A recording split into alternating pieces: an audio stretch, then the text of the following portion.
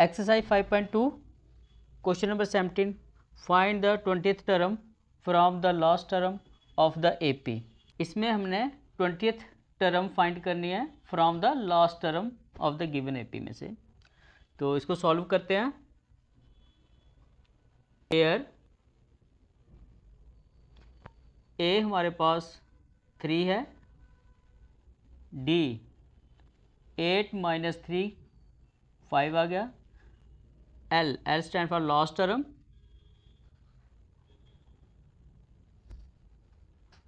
जो हमें 253 दी हुई है। Therefore 20th term from the end is equal to last term minus 20 - 1 into d is equal to last term मेरे पास 253 है माइनस 19 डी आ जाएगा 253 माइनस 19 इंटू 5 253 माइनस 19 इंटू 5 कीजिए 95। अब ये हमने माइनस किया 253 में से माइनस 95 कीजिए, कैरी लिए 13 13 में से 5 8, यहाँ पे 4 रहेगा, कैरी लिए 14 14 में से 9 5 और यहाँ पे 1 158। तो हमारे पास जो आंसर आ गया 158 आ गया, इसका आंसर आ गया। Question number 18 the sum of the 4th and 8th term of an AP is 24 and the sum of the 6th and 10th term is 44. Find the first 3 term of the AP. यहाँ पे हमें condition दी है कि 4th और 8th term का जो सम है वो 24 है और 6th and 10th टर्म का जो सम है वो 44 है। हमने इसमें फर्स्ट 3 टर्म्स फाइंड करनी है इस AP की। तो सॉल्व करते हैं इसे। Let a be the first term and d be the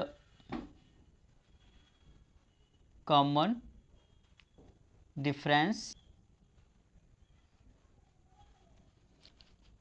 of an AP.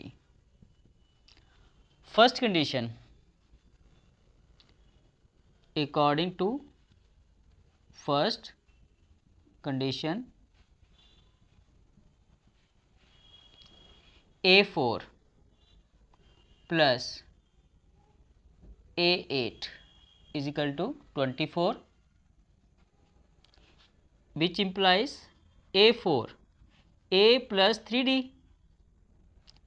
plus A8 A plus 7D is equal to 24, which implies A plus A 2A plus 3D plus 7D 10D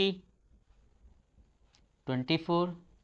simplification करते जाएंगे, यहाँ से हम 2 common ले लेते हैं, implies 2 common ले लिया, A plus 5D bracket close is equal to 24, 2 1 जा 2 2 12 से 24 होता है, तो यहाँ से हमने कैंसिल कर दिया इसे।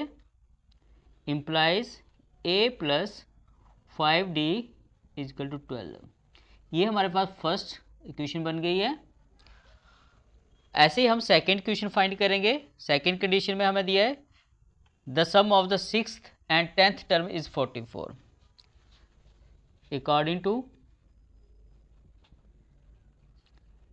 condition second, A6 plus A10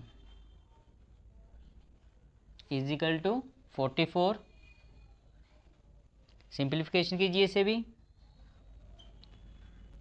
A plus 5D plus a plus 9d is equal to 44। A plus a यहाँ पे लिखते हैं, implies a plus a 2a plus 5d plus 9d 14d हो जाएगा इज इक्वल टू 44। यहाँ पे भी 2 common ले लीजिए, implies 2a plus 7d is equal to 44। इसे हम कैंसिल करेंगे, 2 1 जा 2, 22 2 जा 44 होता है, implies a plus 7d is equal to 22। ये हमारे पास सेकंड आ गई है।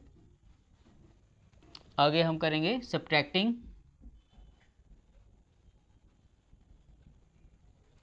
First from second.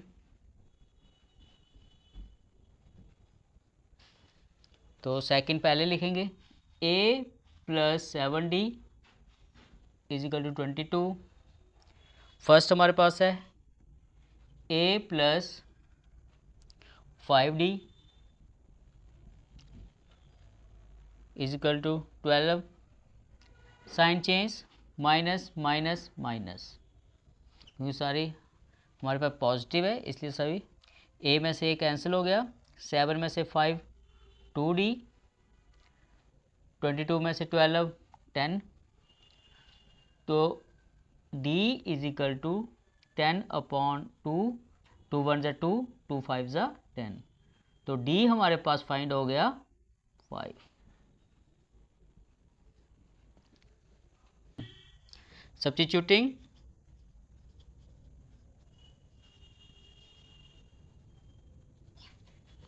d is equal to 5 in first. तो फर्स्ट हमारे पास क्या है, a प्लस 5d, d की वैल्यू हमारे पास 5 इंटू 5 हो जाएगा is equal to 12।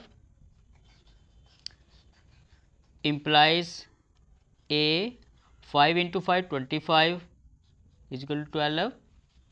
Implies a 12 minus 25 हो जाएगा। Therefore a is equal to 12 minus 25 है, तो 25 में से 12 निकालिए यहाँ पे, तो माइनस 13 आ जाएगा। ये a हमारे पास माइनस 13 आ गया, तो a जो है वो फर्स्ट टर्म आ गई। अब हम सेकंड टर्म निकालेंगे। a हमारे पास a1 जो है वो a के इक्वल होता है, तो माइनस 13 आ गया। ऐसे a2 तो वो a प्लस डी हो जाएगा। a हमारे पास minus 13, d is 5, minus 13 plus 5 तो माइनस 8 आ जाएगा। a3 करेंगे, तो a3 अगर मैं a2 प्लस d करूं तो मेरे पास a3 होगा। तो a2 मेरे पास माइनस 8 है और d मेरे पास 5 है, तो ये आ जाएगा माइनस 3, कि माइनस 8 प्लस 5 तो माइनस 3 आएगा। तो हमने इस AP में फर्स्ट 3 टर्म्स फाइंड करनी थी। 10 फर्स्ट 3 टर्म्स ऑफ AP और कौन कौन सी है, माइनस 13, माइनस 8 एंड माइनस 3। ये इनका आंसर आ गया।